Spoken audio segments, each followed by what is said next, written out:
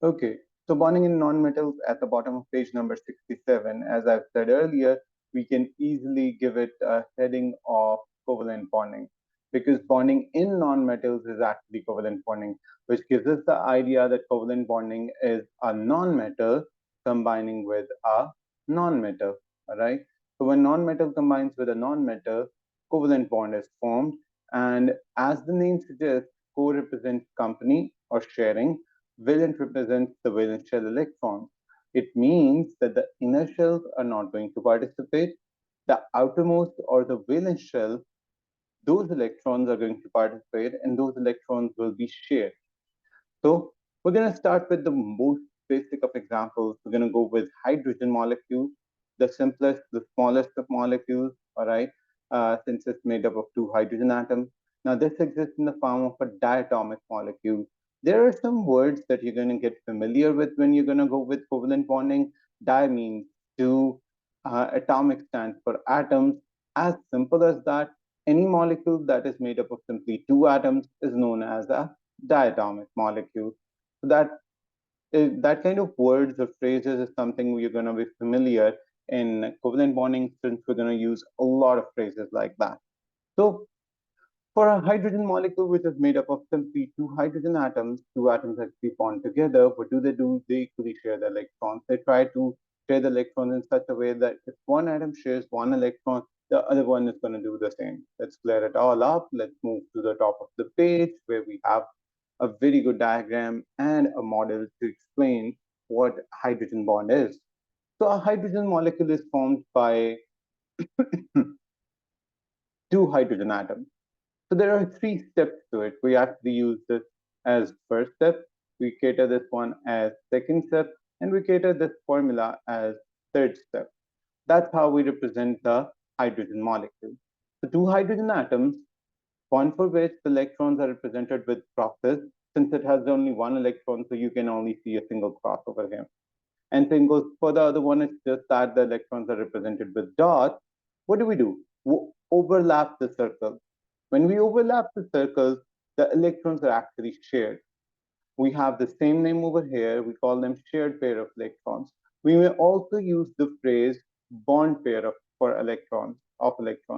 It means that electrons that belong to outermost or valence shell, those electrons have been shared mutually, which means if one atom shares one electron, the other one is also going to share one electron. It's not going to happen that one atom shares two electrons and the other one shares one or three.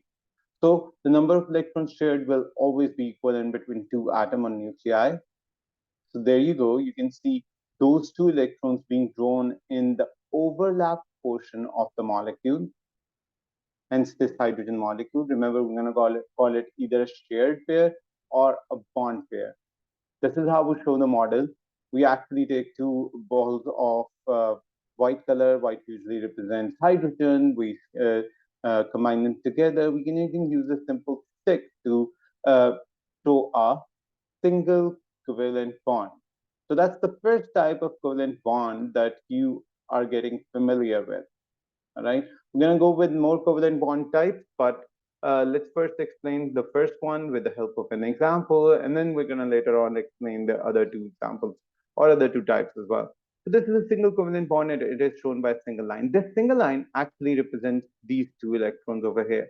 The single line means that a dot cross has been converted into a straight line.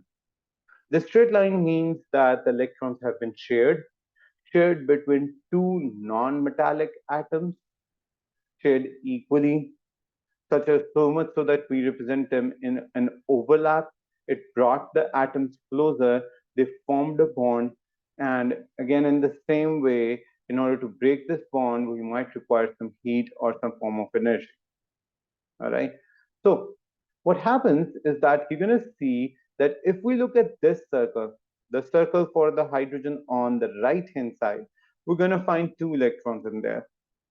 And if I follow the circle of the hydrogen on my left, I'm also gonna calculate two hydrogen in there. So actually, two electrons, not two hydrogen, two electrons is the electronic configuration, which actually is held by helium. So actually, what hydrogen is trying to do is that hydrogen is trying to attain the electronic configuration or electronic arrangement of nearest noble gas. In this case, the nearest noble gas is what is helium. So it's trying to become stable by attaining electronic configuration of helium. All right. It's not that the whole periodic table is going to attain the electronic configuration of helium. We usually use the phrase they're going to attain the nearest electron arrangement, the electron arrangement of the nearest noble gas. In this case, it was helium. So now hydrogen has become stable. The very drive, the very need of chemical bonding. Atoms combine chemically or atoms bond because they want to get stable. They get stable if they have the electronic configuration of the nearest noble gas. That's what happened to hydrogen, and that's how it attained the nearest noble gas configuration of helium. Having two electrons in an outermost shell or having the electronic configuration of helium is commonly known as duplet rule.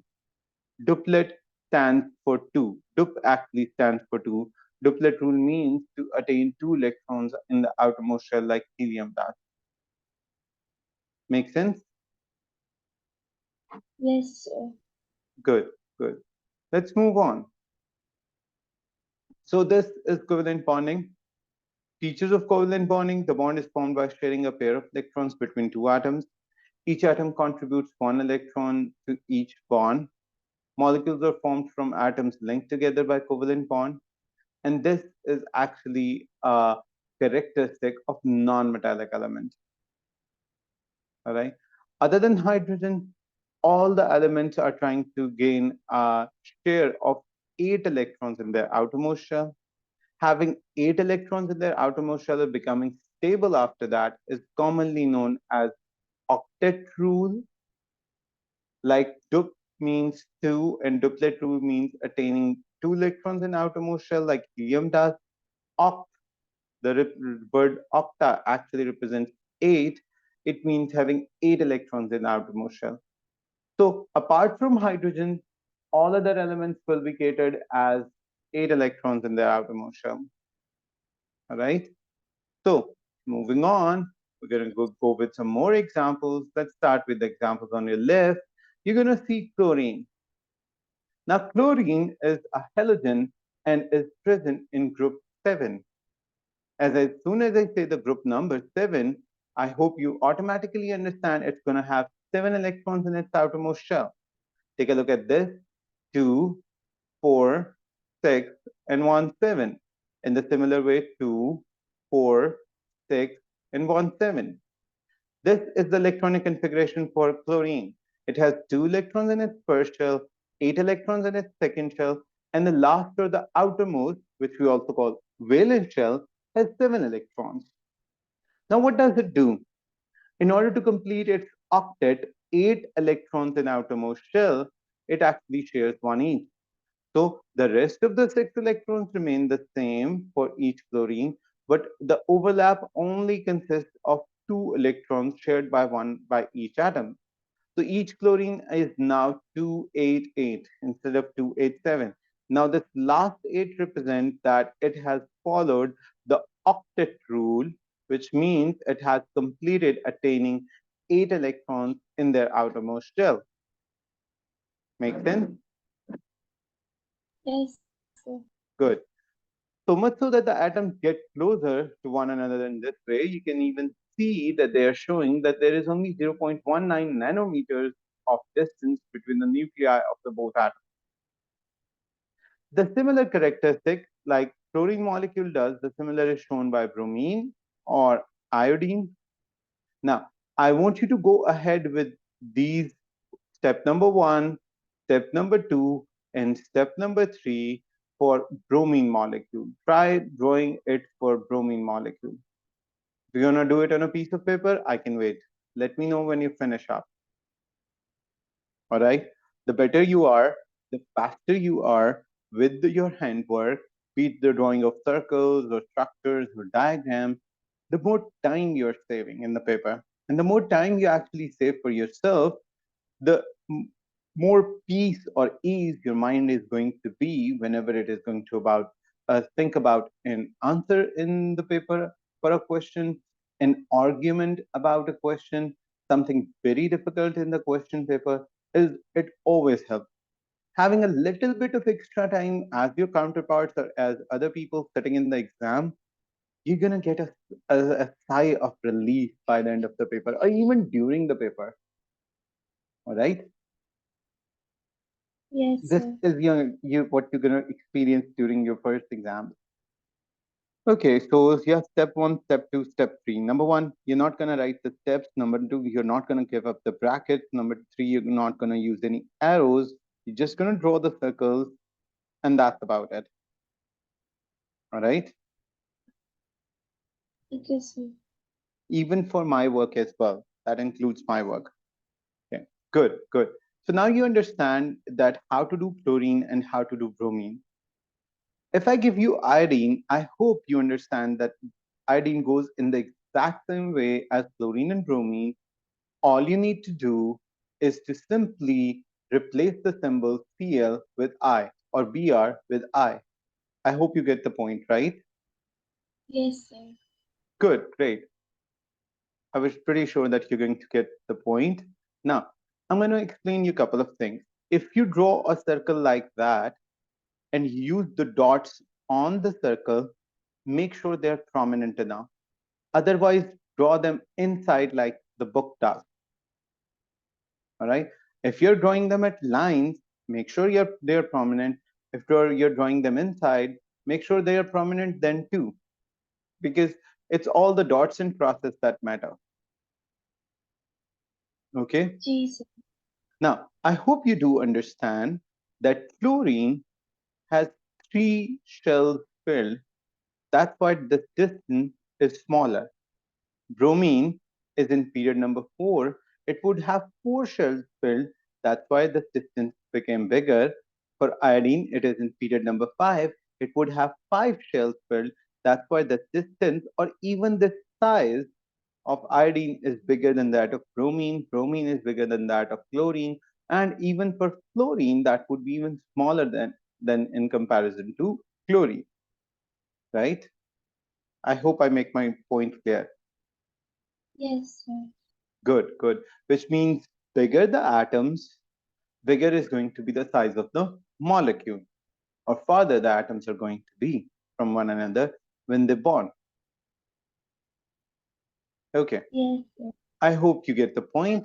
Now, since we started off saying that the covalent bond is divided into three types. The first type was single bond, right? The second type is going to be double bond, and the third type is going to be triple bond. So far, we have only studied single bonds, which we depict with one line. As the name suggests, we're going to depict double bonds with two lines, like over here, and triple bonds with three lines, like over here. Now, since you have understood that if I talk about single bond, it is actually a combination of one dot and one cross, a pair of electrons. If I talk about double bond, of course, they're going to be a combination of two dots and two crosses. And a triple bond is then going to be a combination of three dots and three crosses, means three electrons shared from each atom that is bonding. Okay. Yes. So a double bond is formed between oxygen atoms. Why oxygen? Because oxygen is present in group 6. Group 6 means it will have 6 electrons in its outermost shell. Of course, if we want to convert the 6 electrons into 8 electrons to complete the octet rule, to make sure that the oxygen atom becomes stable, we need to add 2 more electrons to it. So what happens is that both the oxygen atoms, which make a double bond in between themselves, they actually share two pairs, 2 electrons from each side, a total of 4 electrons shared. Hence, I'm using the phrase two pairs. Make sense? Jesus. Good. Then I hope you understand that nitrogen being from group number 5 has 5 electrons, and if I add 3 electrons to it, only then it is going to get its octet complete, and that's why it forms a triple bond. Okay? Yes, sir. Now, we're going to assume something, and you're going to draw me the structures. Just like oxygen, let's assume sulfur having the symbol S can form S2 by forming a double bond between sulfur atoms. How are you going to form this diagram? You're supposed to only draw one single diagram for this structure, SS double bond. We're assuming that it exists, right? And it forms the bonds in similar way. So can you draw a picture for me? This does not include 3 steps. This only includes one step, one picture, the central picture, the second step picture. Can you draw it for me? Yes. Good, go ahead. Yes. Take your time. When you're done, let me know. Okay, sir. Okay. Now, we're going to assume one more thing over here.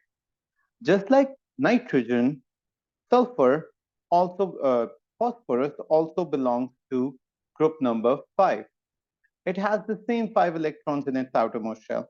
Let's assume that phosphorus can form P2, which is P triple bond P. All right.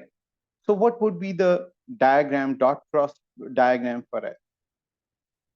Go ahead. Draw me the P2 P triple bond P diagram, assuming that this molecule can be formed.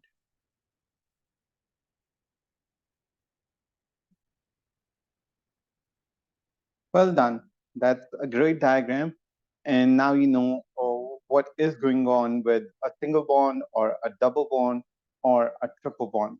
I hope you understand the reasons behind them, that how do they get stable by forming their octets, the nearest noble gas configuration. Where I talk about oxygen or I talk about nitrogen, the configuration that they achieve is for neon. And when I talk about sulfur or phosphorus, the configuration then that it usually achieves is for argon. All right. Now, there is one more extension task that most of the teachers skip, but we are going to do it. Extension tasks are the tasks that are more related to advanced level questions or A levels, to be honest. But sometimes they're a part of your papers as well. You rarely see those questions, not way too many times, but we would very like to make our students capable for it. So I'm going to go with something a little bit different over here. And I'm going to go with some extended terminologies to make sure you understand some of the names that we give to the electrons we have over here. Now, I hope you can see this dot cross diagram for oxygen. I hope you understand that oxygen belongs to group 6. It has the atomic number of 8, which means the configuration is 2 and 6, which means in first shell, it has 2 electrons. In second shell, it has 6 electrons. These 6 electrons are shown over here.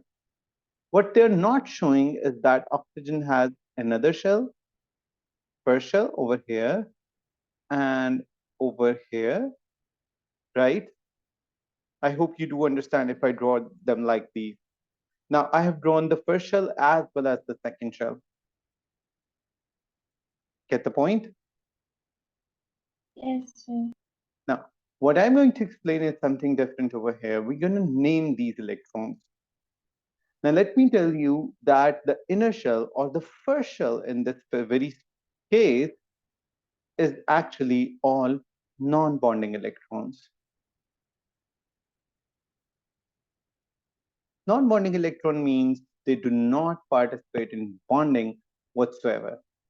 So inner shell electrons, every time, if the electrons do not belong to the outermost or the valence shell, no matter it belongs to first shell, second shell, third shell, they're all going to be called as non-bonding electrons because they cannot participate in bonding whatsoever.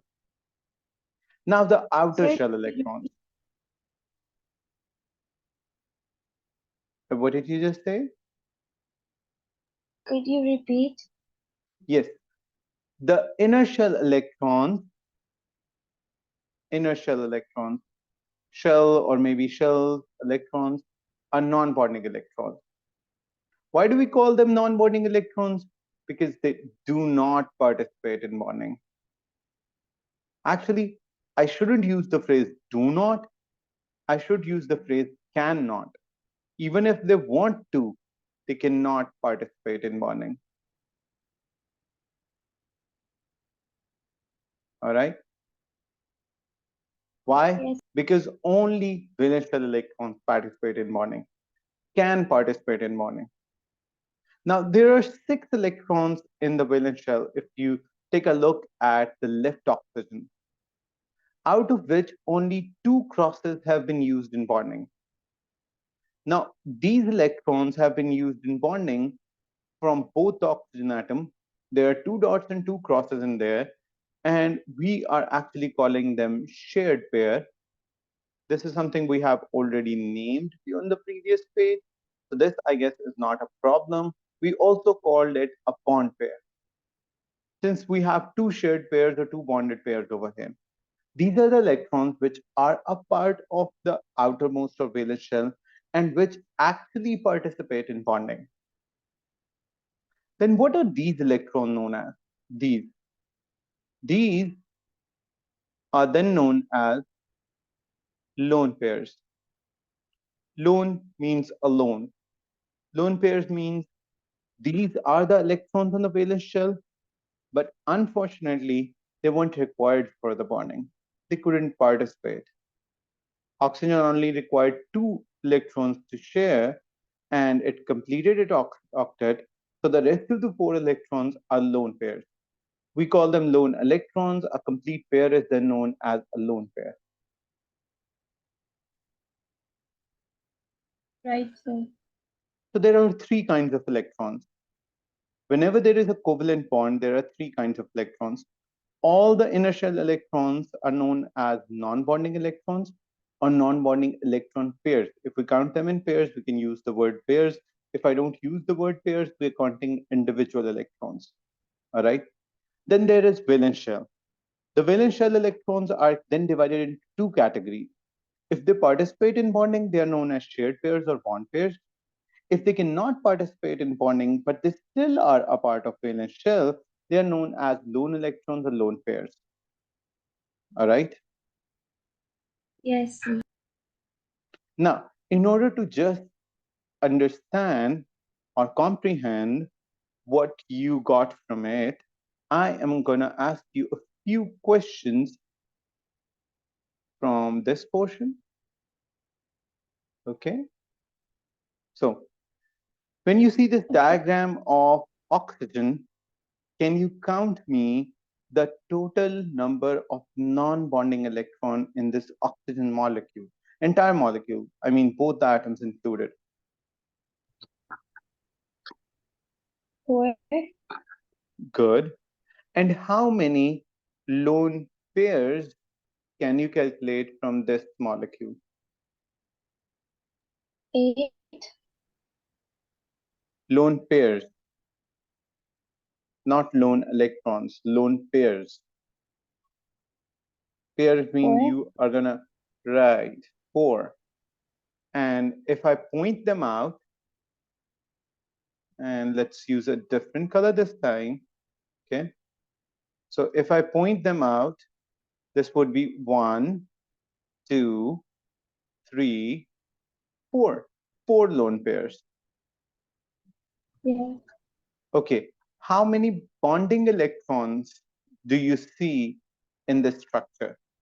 Not bond pairs, not shared pairs, shared or bond electrons that you can see. 4. Okay, let's count them. Very good. 1, 2, 3, 4. So now you understand if I use the word pair, you're going to count the electrons, whatever kind they are, in pairs. And if I don't use the word pairs, you're going to simply count the electrons individually, whatever kind they are, and you're going to quote the answer. So Let me ask Yes. you a few questions from the nitrogen molecule. This time you're going to look at this diagram and let me know the answers. Now, nitrogen also has an inner shell of 2 electrons like oxygen does. All right. Though it's not drawn over here, but you are going to assume, since you have a copy of periodic table in front of yourself for all your exams, right? So let's get started. How many bond pairs are there in one molecule of nitrogen? Um, Bond pairs.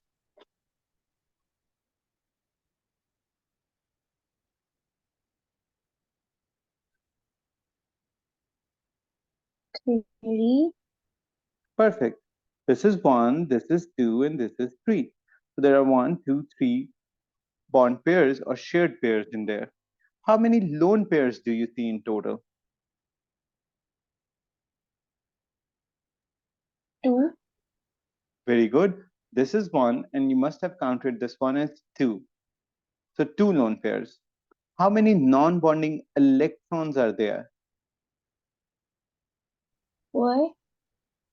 Very good. There must be 2 on this side, a cross over here and a cross over here. There must be 2 on this side, a dot over here and a dot over here. So perfect, 4. I hope you understand the point now. I hope you Yes. understand that in these diagrams, we have been drawing the lone pairs on top of these atoms. Make sense? Yes, sir. Okay. What if we don't have the diagrams, we don't have the assumptions? What if you have this with yourself? This tells you there are 2 electrons in first shell, 8 electrons in second shell, and 7 in third shell for chlorine. So this is the chlorine molecule I'm going to ask you questions about. Okay, how many non-bonding electrons are there in a molecule of chlorine? Now this is interesting. 12. No, wait. No, Non-bonding. Non-bonding. non-bonding electrons, number of individual non-bonding electrons. 4. Sorry? 4. No, it has 3 shells. There are 2 inner shells in every chlorine atom. The count is definitely far more than 4. Don't forget that I've already hinted on the answer. The first shell has 2 electrons, the second had 8, and both of them do not participate. Only the shell with the 7 electrons is shown over here. The third shell is shown over here. So let's count 10. properly. 10 comes from 1 chlorine atom. There are 2 in a molecule. 8. 20. 20. Now you're right. Now try and understand there would be 2 electrons in the first shell for 1 and 2 chlorine atoms, and there would be 8 electrons in the second shell for this and this. So 2 and 2, 8 and 8. So a total of 20 non-bonding electrons are there in one molecule of chlorine. Make sense? Yes, sir. Good. In one molecule of chlorine, how many lone electrons are there? Individual electrons. I'm not asking about pairs. Lone electrons. 12. 12. I hope you have counted 2, 4, 6, 8, 10, and 12. That's how you come up with 12. Am I right? Yes. Perfect. Now you know. I hope now you can answer even the extended questions about different kind of electrons there are in a covalent bond. Are we good? Yes, sir. You're hardly going to see about 3 to 4 questions in a total of 2 papers, both from the MCQ and the theory paper, there are not many questions about it. But since Cambridge is trying to change its trends a little bit, so these are the kind of questions that we still expect from them. And when most of the students get these kind of questions wrong, I want my students to even answer them perfectly, which I hope from you too. All right. So we're going to move ahead and we're going to discuss something more about the covalent bonding. Now, covalent bonding or bonding in compounds is a little bit different. What we have been doing is the bonding of elements. Take a look. All of these examples, we started off with the example of hydrogen molecule. We then studied chlorine. You then drew the structures for bromine and iodine. We then moved on to study double bond in oxygen and a triple bond in nitrogen. So far, you might have noticed when that we were going with the molecules of elements. Every time a molecule is formed, and they are all diatomic molecules. Let me make myself very clear when I say that all of these molecules are made up of two atoms, diatomic, right? And all of these, all of these are actually elements, since both of the atoms belong to the same element in every case. In nitrogen, both the atoms are of nitrogen. In oxygen molecule, both the atoms are of oxygen molecule. Iodine, both belongs to iodine. So it's the same way, they are all molecules of elements, which you might have studied in previous classes as well. Compounds are made up of different atoms. So covalent bonding may result in compounds. That's why we have this whole pink portion over here. Let's study.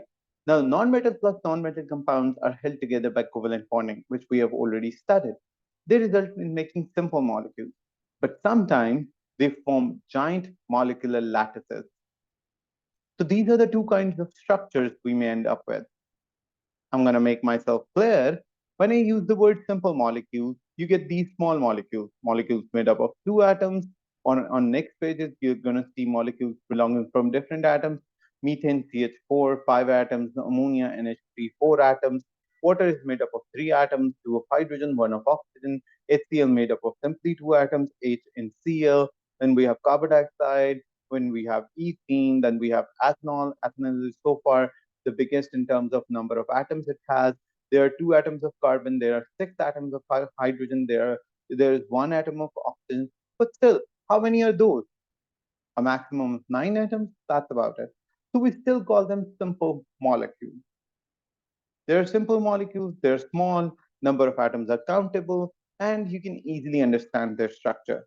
When we're going to move on, and I'm going to move on a few pages, we are going to get to the giant molecular lattices formed by covalent bonding. And on those pages, we're going to study a couple of compounds. Wait a second, giant molecular lattices, macromolecules. This means big, huge molecules. We're going to study diamond. We're going to study graphite.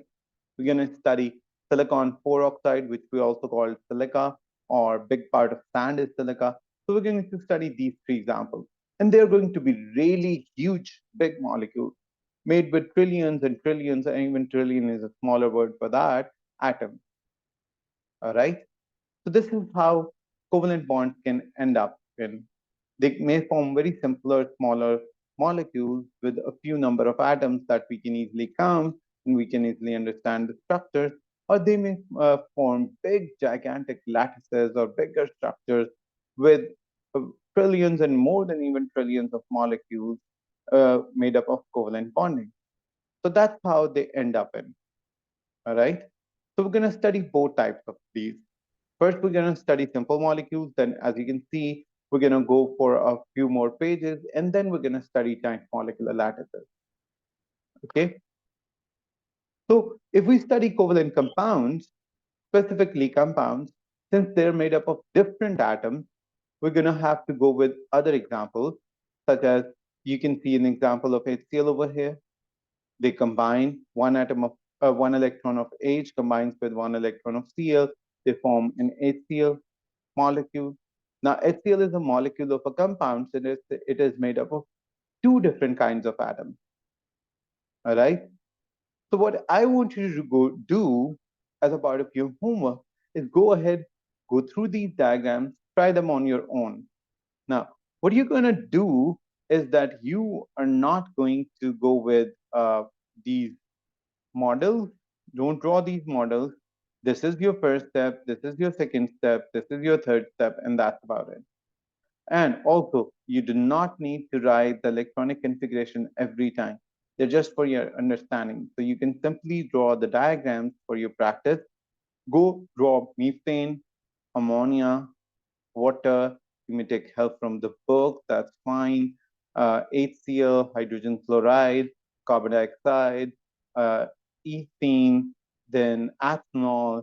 And then I want you to go ahead and try ethane, which is C2H6. Make sure you note them down.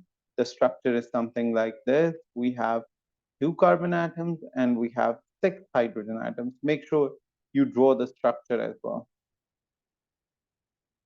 All right. After ethane, I want you to go ahead and practice ethane, which is pretty simple. It's C2H2, just 2 atoms of carbon and 2 of hydrogen. And there is a carbon-carbon triple bond present in the exact center, and the carbon atoms are surrounded with hydrogen atoms. And one more very important structure from past papers, I want you to go ahead and try ethanoic acid,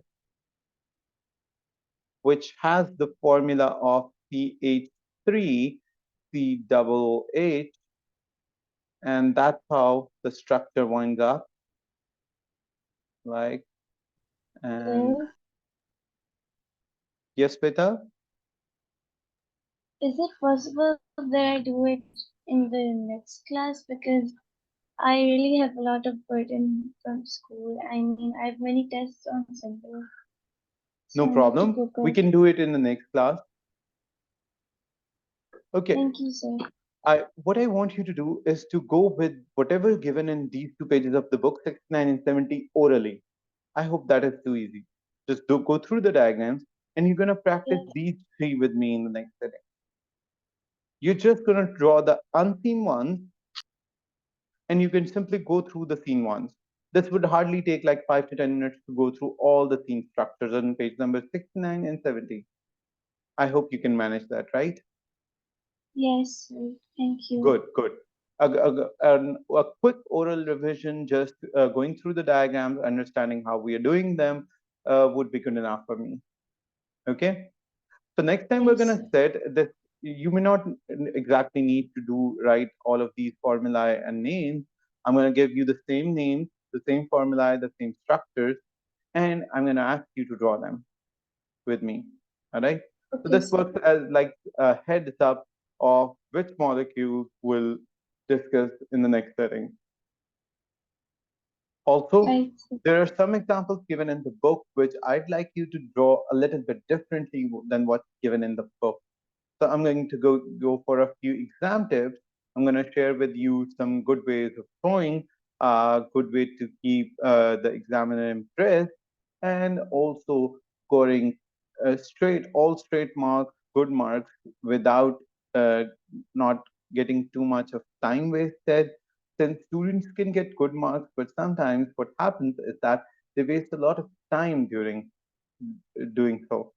So what we're going to do is that we're going to go with the quickest and the best of methods, most clean or neat in terms of the paper, and as well as all the marks scored. All right. We're going to also cover that in the Right. next sitting. Okay. So